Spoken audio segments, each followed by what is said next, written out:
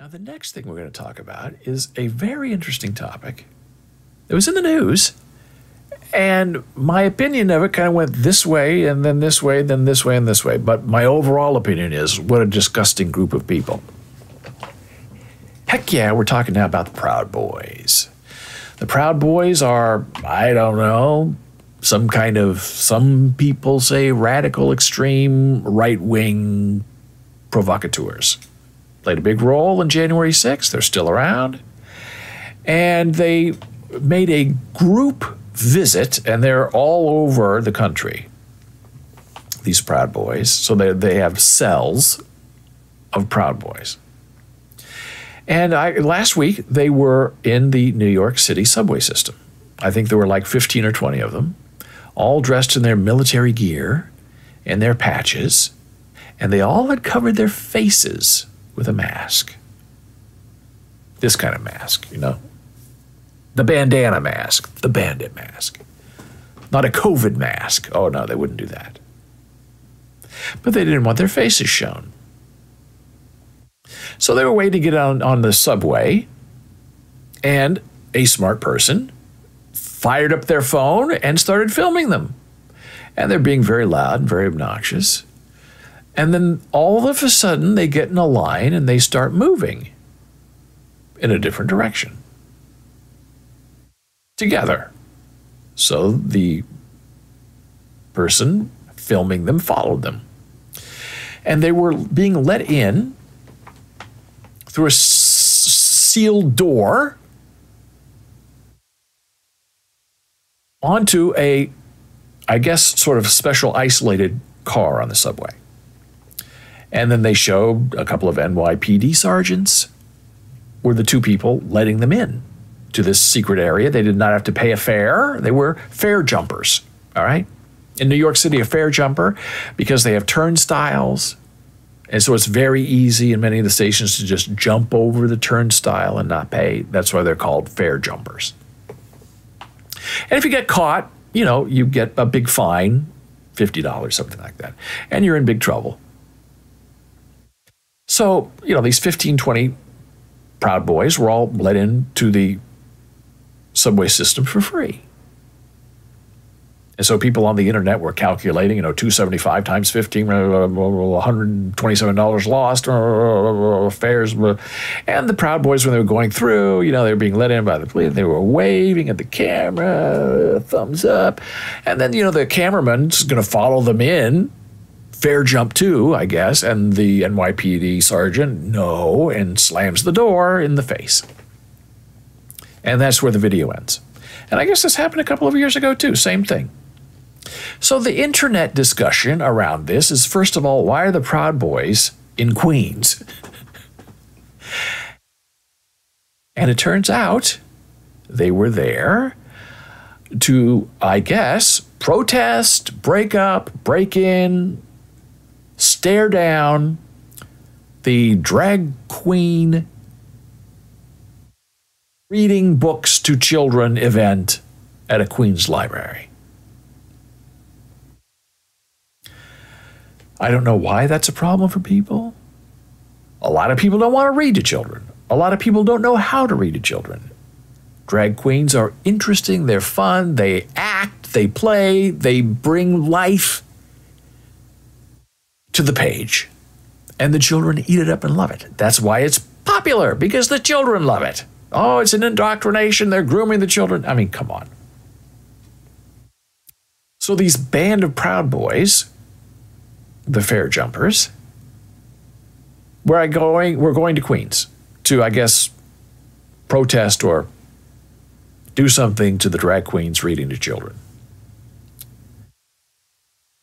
And people online were very upset. They said, how can this be? It doesn't seem right. Fare jumping, lost revenue.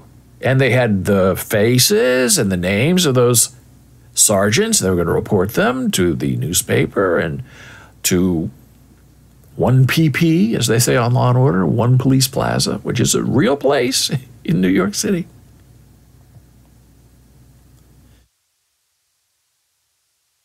And other people said, well, it's cops helping cops, because a lot of cops are very conservative. They're very Republican. A lot of them come directly out of the military, and the military is very conservative, very Republican, very pro-gun. They love Trump. So the NYPD cops were letting in the Proud Boy cops in disguise to beat the fare system because cops help cops. Now that was interesting, and that was convincing as well. And then as the day goes on and more people start commenting on the video, there were some people who made the interesting observation that what the NYPD did by letting the Proud Boys fare jump was smart policing.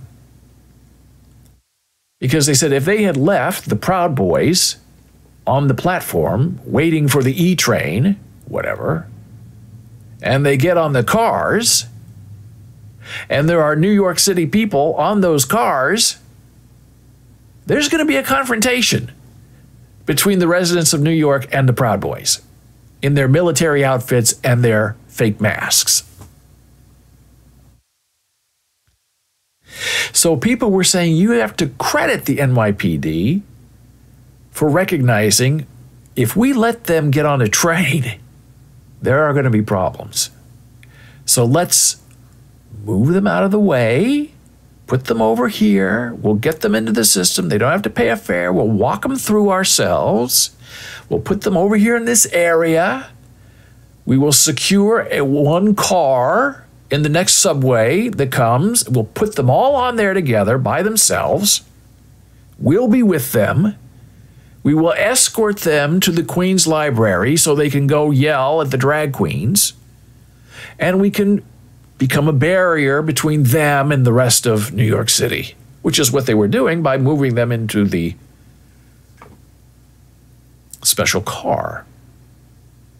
So I thought that was very interesting analysis that actually made a lot of sense. Sometimes police work, you lose $127. Sometimes you risk having your face and your relationship with the Proud Boys put on video and put on the internet for people to rail at you and to screenshot your face and put it all over social media saying that you're a Proud Boy in disguise.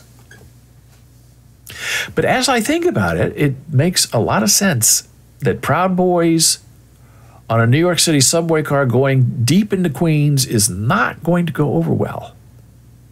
Because people are going to figure out why they're there and what they're going to do. And most people in New York City don't want to be bothered, and most people want you to leave other people alone. They don't like harassing people.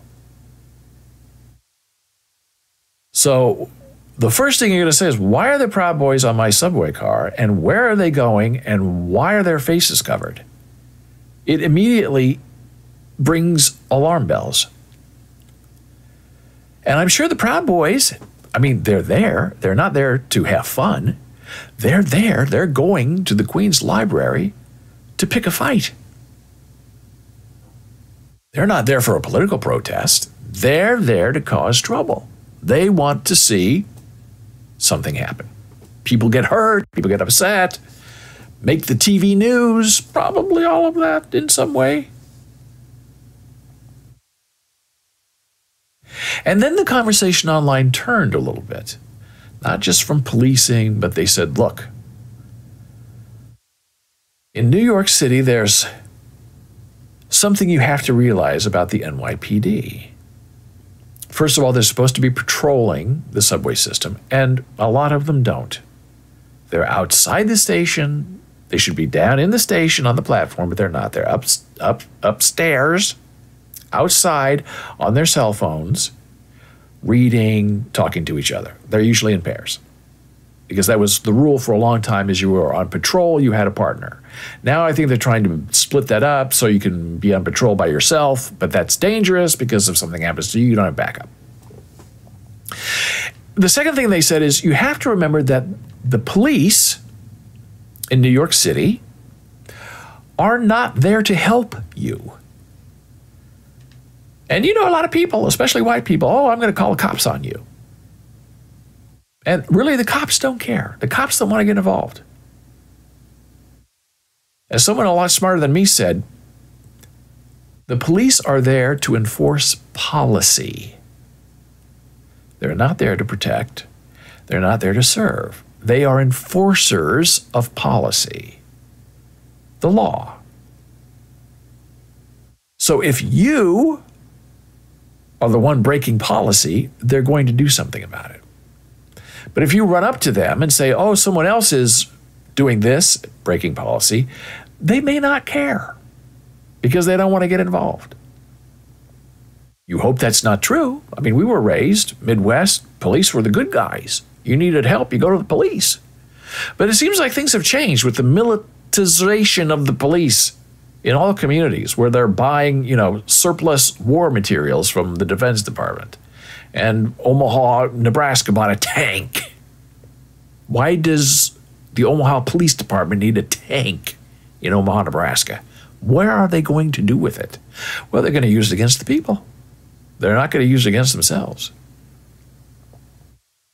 So this person trying to wise us up about the NYPD in New York said, look, the worst thing you can say if you're in a situation where you're at a disadvantage, let's say you're a white person in a room full of non-white people, the first thing the white people usually say is, I'm calling the police. And the other people will say, well, go ahead and call the police. And the white person says, so you call the police, 911. We'll have someone come over there right away. Well, people who know it's going to take 3 or 4 minutes for the police to show up, if they show up. And then what are you going to do? You're on your own. And you might be goaded into it by people saying, go ahead, why don't you call the police? Call the cops on us. And you have to say right away, I'm not calling the police. That's not necessary. We can work this out. I'll leave. We're not involving the police because it's a lose-lose-lose situation for everybody. And the bad elements who do not fear the police, go ahead and call the police. We'll see what happens. So, people who tend to be white need to stop saying, I'm calling the police, because it's not going to do any good for you. Police are there to enforce policy. They are not there to help you. And we were always raised, if you need help, find a policeman. Not today, and at least not in New York City. So the people went on and said, well, what if I need help in New York? What do I do? Where can I go? Who can I ask? And the consensus seemed to be, if you need help, you can try a police officer, but they're probably not going to help you. There are 2 types of people in New York who will help you, if you can find them. And the first one is FDNY, the fire department. If you see a fire department person on the street in an emergency and you need help and you ask a firefighter for help, they will help you. And it was a sad thing, a sad realization that if you go to a police officer and ask for help, they won't help you. But a fireman will. The second one is EMS, the ambulance people. People who come to you when you're bleeding and you're knocked out and they come and help you. If you see them on the street and you need help, not police help, but you need help, you're lost, I don't know where to go, can you help me? Ask an EMS tech and they will help you. Just because of, it seems, the nature of their job and the personality of the type of person who would want to fight fires or who would want to save bleeding people, they're more open to helping you than the police. And I understand why. The police are under attack. The police are being actively shot at and sometimes chased out of neighborhoods by elements that are not favorable to them. So I understand police are always on alert. I was working on Broadway. One of the dancers had a police boyfriend. And I'm a friendly person. So he was there one night for the performance. He was out of his uniform because he would come and, take her out to lunch when they had lunch break, and he'd come back, and I talked to him all the time. Nice, great guy.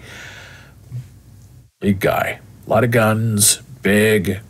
And he was there. I didn't even recognize him. He came up and said hello to me. He had a sweater on. And so I just, patted him on the arm, said, nice to see you. And he jumped like this when I patted him on the arm. And I said, oh, what happened? And he looked at me, and he wasn't threatening me, but he was saying very seriously, his eyes were very serious. He said, never touch a cop. I said, okay, I'm sorry. And he said, it's part of our nature. When we're on duty and people we don't know come up and touch us, they're not touching us for good reasons. They're touching us, and we got to spin around and get ready to defend ourselves or pull a gun or something, and I can't let it go when I'm out of uniform and seeing a Broadway play. It's part of me that if someone touches me, pats me on the back, it's alarms. It's danger signals. So okay, I got it. Don't touch a cop. Or if you're going to touch a cop, make sure they, like my cat, make sure they see you. You don't surprise your cat. Shake hands, then it's okay. But, just to chuck on the back, don't do it.